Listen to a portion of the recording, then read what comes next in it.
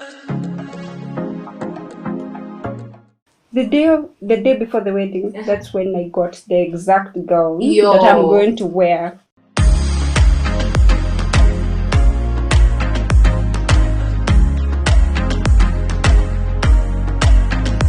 Welcome back to Event Hub, Home of Solutions. So by the time you guys are going to bed, if I can put it like that, you guys didn't have a venue. We did not. Nakumbuka tukiona na my best man. Tukisha kwa hao. Hiyo time ilikuwa around 11 usiku. Yes. No venue. This is 11 p.m. 11 At 10 a.m. you're supposed to have a wedding and there's no venue. There's no venue. So sasa wananipigia simu. Wewe uko wapi na mimi sijui. What do you mean of June? It's a long story, but by kesho. So yuko serious. Weddings ni yako.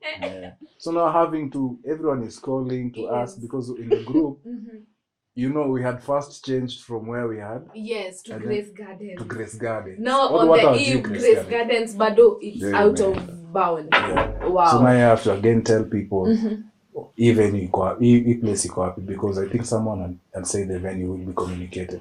So calls naza kuwa directed. Wow. And you're the best man akaniambia zima hiyo simu. Wachana na hiyo nyingine tutaje. Vile Mungu ataiorganize ndio vile itakuwa. Mimi nikalala. So nikilala I think around 1 ndio nilipata apostle alikuwa anicall. Kuniuliza kama like kukwaje. Yes. Nikamwambia sahi bado anything. Yes. Akasema sawa. So by 5 a.m.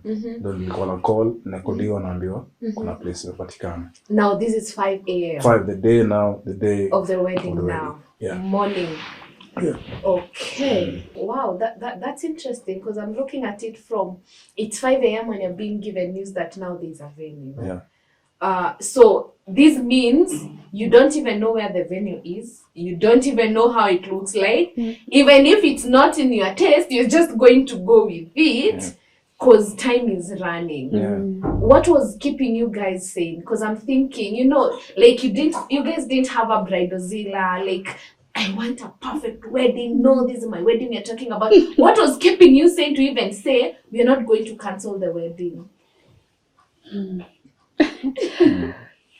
I think the moment we changed the ground, I think our minds just opened up to now it can go either way. All right. Yeah, so plus we also had a team that was praying for us, and like our best couple, our apostle, they were walking with us.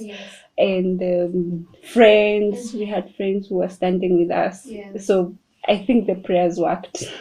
Yes, awesome, beautiful. So you guys, by the time it was 10 a.m, you entered the venue, you found everything was set, and you guys, finally the wedding was done. Yeah. Wow, what a story. Ilikuwa tricky. Because I remember even when, you know, you're supposed to know the layout of the place. Yes. So that ukiingia as a groom, you know where to go. Yes. Unajua unaingia na music, lakini tunaenda hapa. So sit na dance, but I don't know where I'm going. You are just dancing. I'm just dancing. So nauliza best man naenda aje. Then unaniambia hivi, but siwezi msikia hata Kenya anasema. Your mind is all over. Yeah. Oh, wow. That's a huge mess up. But again, was that the only challenge you guys had? Was everything okay? Was your gown set? Okay, we know this is a challenge of venue. Now you as a person, was your gown set that come what? At least even if grounds will fail me, I'll still look pretty? Well, we had a lot of challenges. Okay. My gown, the day before the wedding, that's when I got the exact gown that I'm going to wear. And it was bit oversized, so it had to go get resized. But before then, I had 3 gowns. Okay. The first one, I was being given by a family friend. Okay. But there were a few challenges because it was open, and I kind of didn't want to wear that. Plus some other challenges because there were some strings attached to it. Right. So I decided along the way I'm not going to have it. Yes. And I got an alternative. I was being given a wedding gown by my friend. It was beautiful. It was the gown I wanted. But now my parents didn't want me to have a gown that was somebody else's. They wanted me to have a brand new gown. Okay. So it was a tug of war up to the day of the wedding. Yes. So they insisted that I have to get a new gown. Okay. Even though I loved this one and it was like my dream gown. Yes. So the day, now our wedding was on a Saturday. So Friday is when we went to town scouting for a gown. Now, you're scouting for a gown on the eve of your wedding. Yes. How crazy is that? Yes. Because now things were crazy. Yes. We scouted for a gown. We found one that was just heaven sent. Awesome. Because I found a gown that I loved also. Okay. And it got resized. And everything was fine. Yeah. Okay. What are the other challenges maybe you can share with us that you guys encountered? Well, number one, maybe nilipoteza apostle. What do you mean? Place.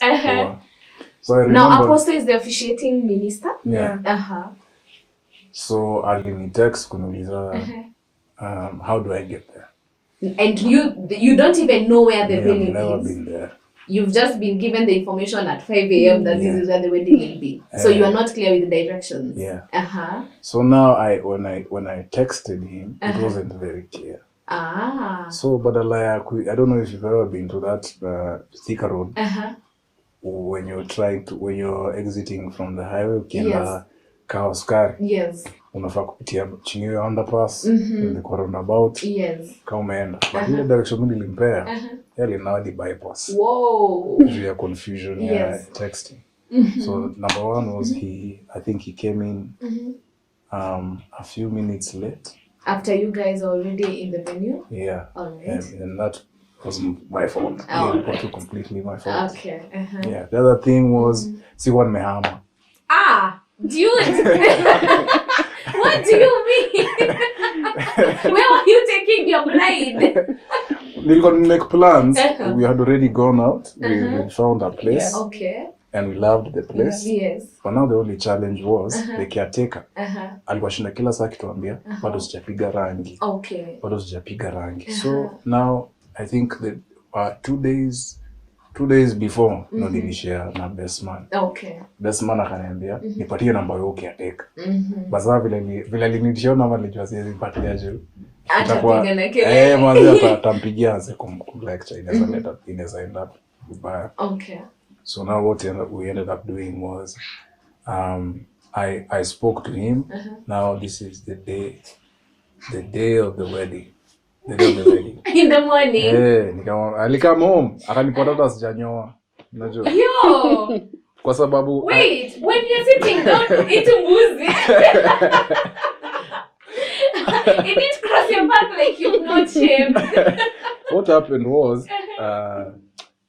the place where I was staying, ilikuwa tena a new place hapo bypass. So sijajua around hiyo place, sijajua mali kinyozi iko. Okay. So nilikuwa sema kila saa naishia kunyolewa nikishia tao. Yes. But nikienda tao because of so many things that were happening nasahau. So nikienda home I don't know the place. Yes. So now by the time niseme now this was the day before. Alafu unajua pia utakwenda wedding ka fresh. Yes. Taki kunyolewa kitambo sana. Utakayo cut body guy. Yes. Yeah. So now on that day, on the day of the wedding, ndio alikam akanisho lazima tuishie tukanyolewe. Katio nywele, nikakatwa, alafu akaniuliza sasa vile alicheki sijahama, ndio sasa ikabidi ame make plans. Wow. So mimi nikiamka asubuhi niliamka kwa hao yangu, kutoka wedding. But jioni nilitoka wedding. Nija kwa nyumba nyingine. nilikuwa na vitu kila kitu kwa ile hao sijui kuliendaje ikaorganiziwa, nilipata zote kila kitu kwa hao. Your story is something. You're the first groom I hear. Where did we not even moving on? Wow. Okay. I believe from what I'm getting is that you guys were under a lot of pressure. Yeah. So many things happening. You have to make amends at the last minute. But now when it comes to service providers, because you guys had sat down and decided these are the service providers you're going to work with. There's a deco person, there's a food person, there's a cake person. Did they deliver to the core?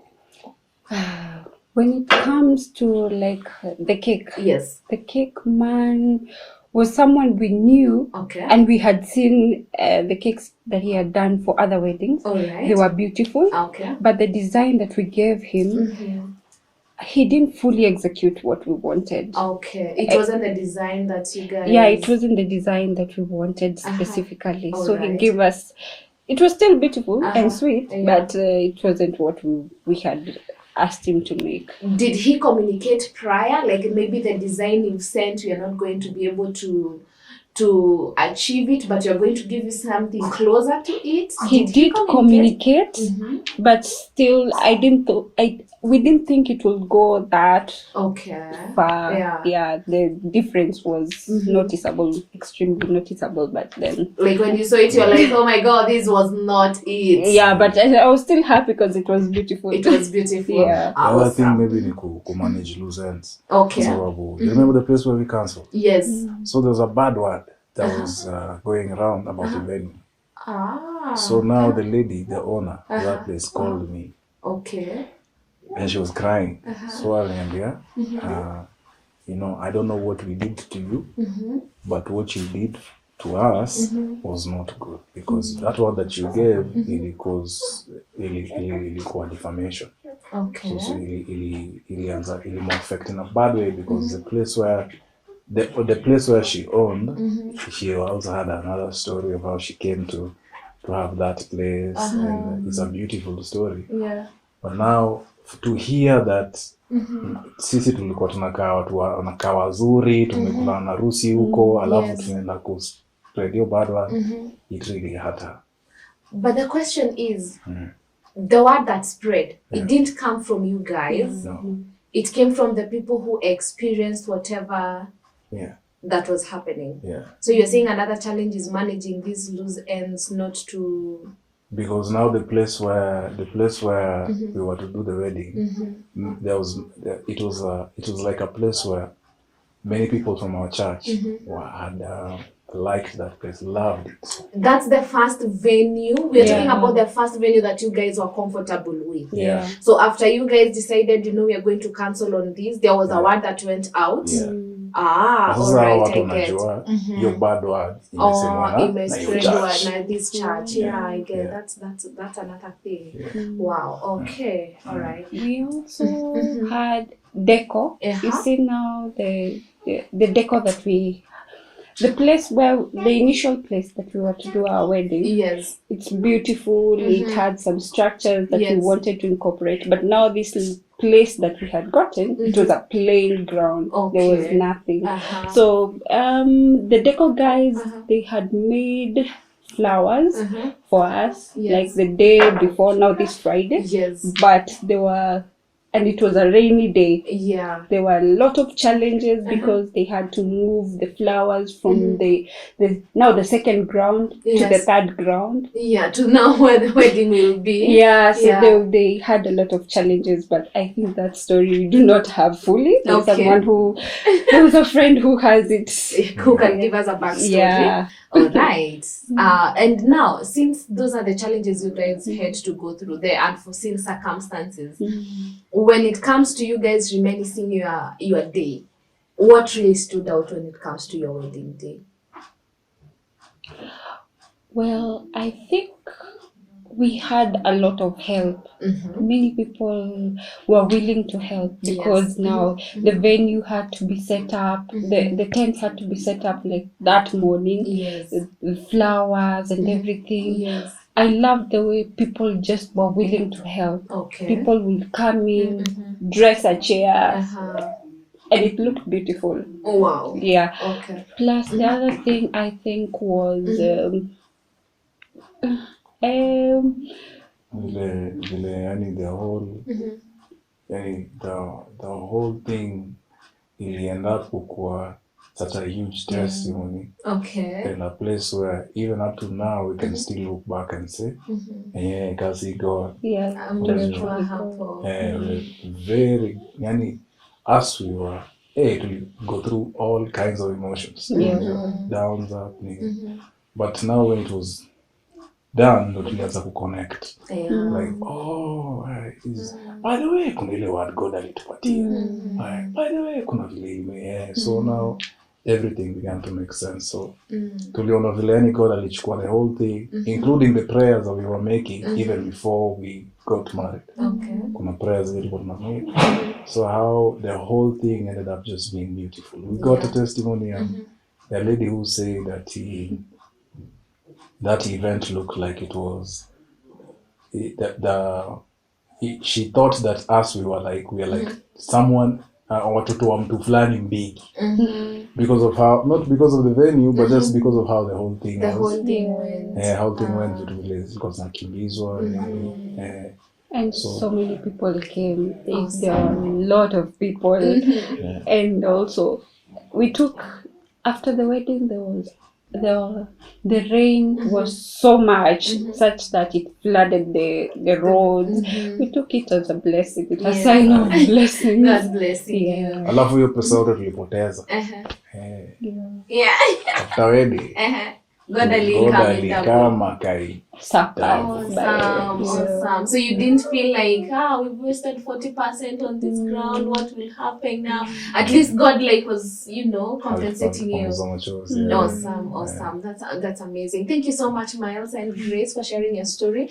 As you're winding up, what is the advice you would give a couple who are planning their wedding right now and they're also facing the same challenges? They don't know, where am I going to look for a venue? Where am I going to source these service providers? What is that one advice you're going to share with a couple who is planning an event right now of their wedding and they're like, where am I going to start?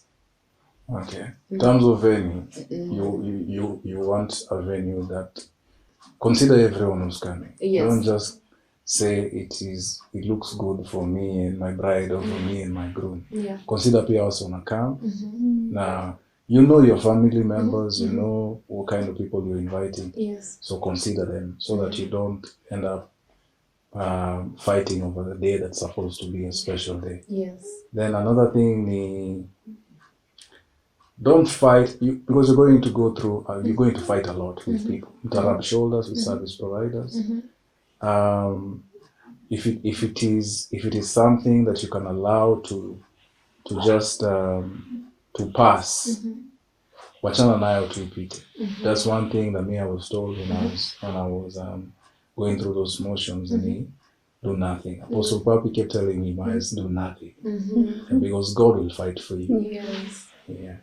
I don't know if my wife has The other thing is don't look for a ground where it's a gated community. Yes. Where the second ground was in a sort of a gated community, and that's what gave us challenges because those people say they will send hooligans and all that because they didn't want noise.